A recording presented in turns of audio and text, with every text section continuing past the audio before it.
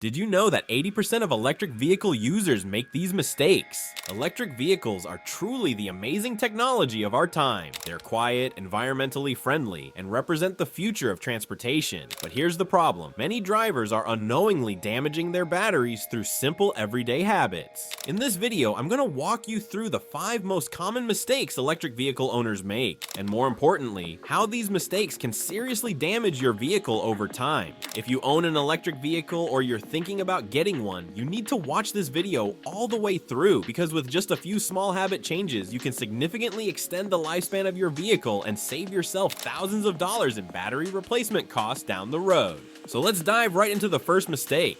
Here's the thing, many users have developed the habit of charging their battery to 100% every single time they plug in, and I get it. It sounds logical, right? You might be thinking, if it's fully charged, I'll get more range. I'll be able to drive further, but that's not actually how lithium-ion batteries work, and this habit causes serious damage to the battery's chemical structure over the long term. Let me explain why. Lithium-ion batteries, which are what power your electric vehicle, are simply not designed to be charged to 100% every time. When the battery cells are at full capacity, they heat up more, they experience more stress, and eventually they lose capacity over time. It's just the nature of the chemistry involved. This directly leads to 3 major problems: reduced range, longer charging times, and a significantly shorter overall battery life. So ironically, by trying to maximize your range in the short term, you're actually reducing it in the long term. So what's the solution here? Keeping your battery around 80% during daily use is the most balanced level for both performance and longevity. Think about your typical day. If you use your vehicle to commute to work, run errands, drop the kids off at school, or do your normal daily activities, you typically don't need more than 80% charge.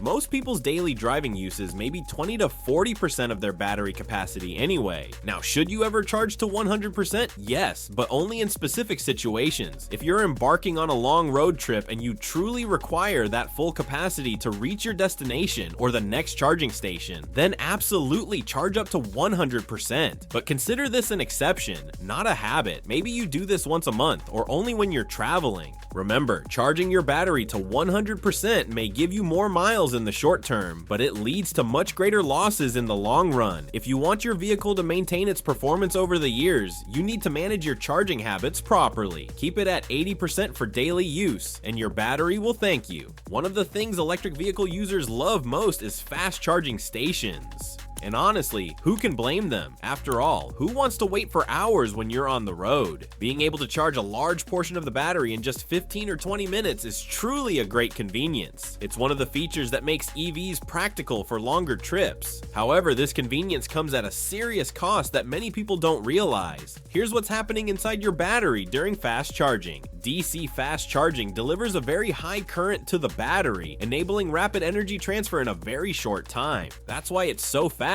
But during this process, a significant amount of heat is generated in the battery cells, and that's where the problem begins. Excessive heating damages the battery's internal chemistry, causes stress in the individual cells, and over time leads to permanent capacity loss in the battery. Now, this situation doesn't arise after just a few uses. Your battery won't die because you used a fast charger a handful of times. However, using fast charging consistently, such as every single day or several times a week, can significantly shorten your battery's lifespan. And think of it this way, you can compare it to how consistently high blood pressure damages internal organs in the human body. One episode of high blood pressure won't hurt you much, but chronic high blood pressure causes serious long-term damage. It's the same principle with your battery and fast charging. So what's the ideal solution for daily use? Opt for home AC charging or slower public charging stations. This type of charging is gentle on the battery. It charges at a lower current, generates less heat, and preserves the battery's health in the long term. Most home charging systems will fully charge your vehicle overnight, which is perfect for daily needs. Using fast charging should really only be recommended for long trips when you're short on time or in emergency situations. If you're on a road trip and need to get back on the road quickly, Exactly, that's what fast charging is for. Or if you forgot to charge overnight and absolutely need range right now, okay, use the fast charger. As a general rule, once a week is ideal if you must use fast charging regularly, but using this method every single day will age your battery quickly. This can lead to both performance decline and the need for an earlier battery replacement in the long run, which could cost you $5,000 to $15,000 depending on your vehicle. Remember, fast charging is a convenience to be used when needed, not a habit to form. Your daily charging routine should be slow and steady at home. Now, this is one of the most serious but often overlooked mistakes made by electric vehicle owners: using charging equipment in unsuitable conditions. And I need to be very clear about this because it's not just about battery damage, it's about safety. In particular, charging at home using a standard extension cord poses a major risk in terms of both safety and efficiency. I've seen people do this, and it makes me nervous every time. Here's the problem: standard household extension cords or low-quality outlets are simply not capable of safely and continuously carrying the high current required for electric vehicles. We're talking about sustained current draw for hours at a time, often at 15 to 50 amps depending on your charging setup. That's way more than what your average extension cord is designed to handle.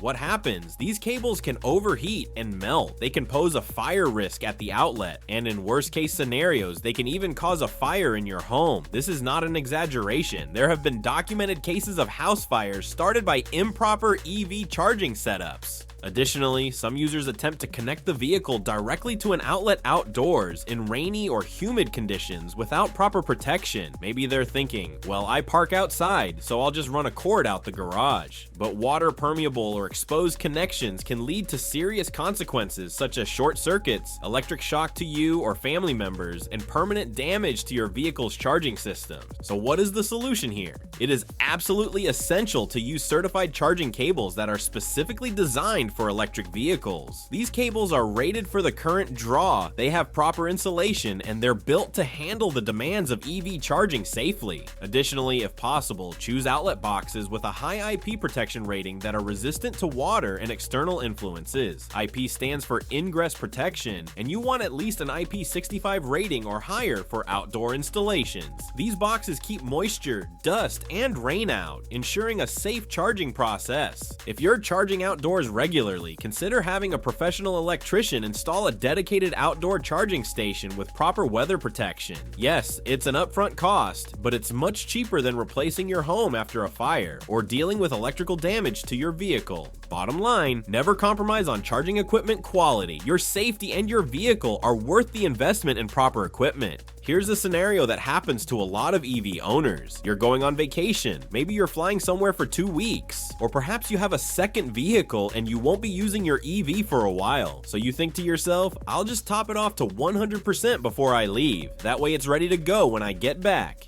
This is actually one of the worst things you can do for your battery. Leaving the vehicle charged at 100% for long periods of time creates unnecessary stress and strain on the battery's chemical structure. Let me explain what's happening at the cellular level. Batteries experience increased internal cell voltage when the charge level is high. Think of it like keeping a spring compressed for a long time. That constant pressure or stress can accelerate cell degradation over time. The battery cells are essentially in a high energy state, and maintaining that state for weeks or months causes chemical changes that reduce the battery's overall capacity and lifespan.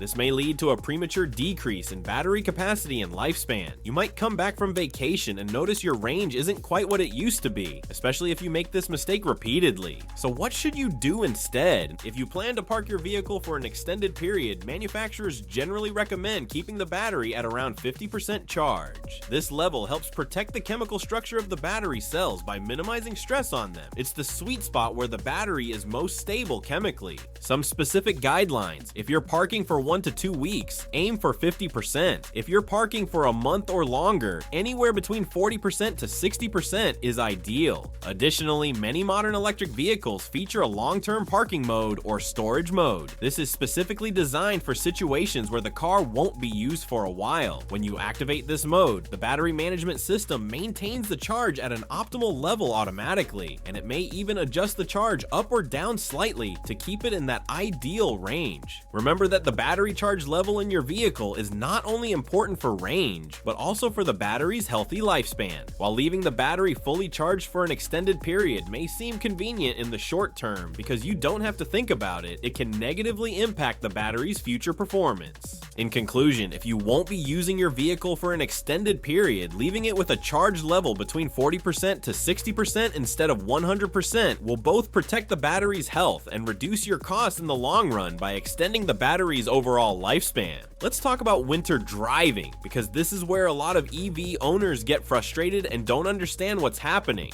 In winter, it can be very tempting to jump into your car and hit the road right away. You're already cold, you're running late, and you just want to get where you're going as quickly as possible. I totally understand that impulse. However, electric vehicles, especially their battery systems, are greatly affected by cold weather in ways that gasoline cars are not. Here's what happens. When your battery is cold, and I mean really cold, like below freezing, the chemical reactions inside slow down dramatically. Lithium-ion batteries rely on chemical reactions to transfer energy, and cold temperatures make those reactions sluggish. This reduces both energy transfer efficiency and charging capacity. Even if the vehicle appears to be running normally, like everything looks fine on your dashboard, the system is actually operating very inefficiently under the hood, or should I say under the floor where the battery is located. One of the most noticeable effects is the disabling of regenerative braking. For those who don't know, regenerative braking is when your EV converts the energy from braking back into electricity and puts it back in the battery. It's one of the ways EVs are so efficient, but when the battery is too cold, the vehicle's computer system disables this feature to protect the battery. This means that all the energy you would normally recover when you brake is just lost as heat in the brake pads instead.